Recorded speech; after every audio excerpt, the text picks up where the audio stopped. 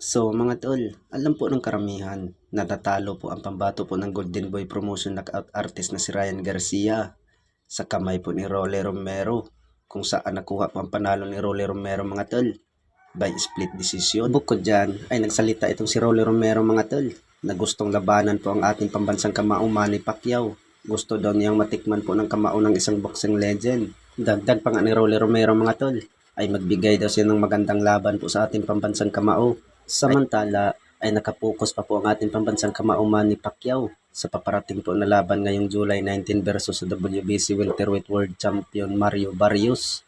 Ay pagkatapos dyan mga tol ay baka isusunod po sa ating pambansang kamao Manny Pacquiao itong si Rolly Romero. Ano kaya sa tingin niyo mga tol kung sakali ay maglaban po sila si Rolly Romero at ating pambansang kamao Manny Pacquiao? Kaya kayang patumbahin ni Rolly Romero itong si Manny Pacquiao? Sa kabilang banda naman mga tol ay magandang balita po para sa ating mga Pinoy boxing fans sapagkat po ay kakatapos lang po ang laban sa ating pambatong former 4 Division World Champion Nonito Donaire Jr.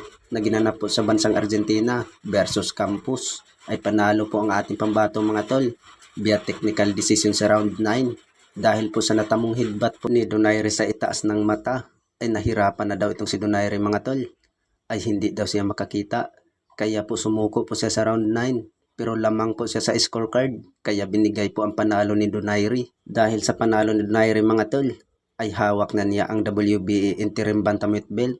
Bukod dyan, ay banat po ng karamihan mga tol, ay naunahan daw itong si Janrel Casimero kay Donaire. Ay natatandaan po natin mga tol, ay matinding alitan din yun ang dalawa nating pambato. Samantala, ay maganda talaga ang pinapakita po ni Donaire mga tol. Sa edad po ng 42 years old, nandun pa rin ang lakas ni Donaire at bilis.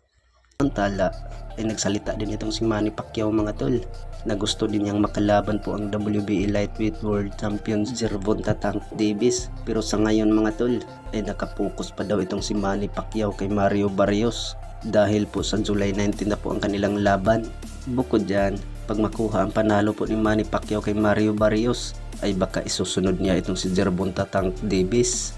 Magandang pukpukan daw yung mga tol dahil po ay parihong malalakas. Pero prediction po ng karamihan mga tol na talagang mahihirapan na daw ang ating pambansang kamao Manny Pacquiao ay kung sakali po ay maglaban po sila ni Gervonta Tank Davis dahil po ay sobrang lakas talaga itong ni Gervonta Tank Davis mga tol.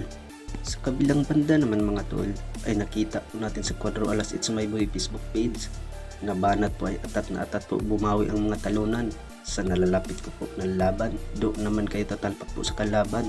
Maganda yan para magkapira naman ang mga niniwala sa akin. At may nakalagay pa po na picture po ni Cuadro Alas mga tol na I'm back soon. Ay, ibig sabihin dyan mga tol ay may paparating po na laban itong si Cuadro Alas Janrel Casimero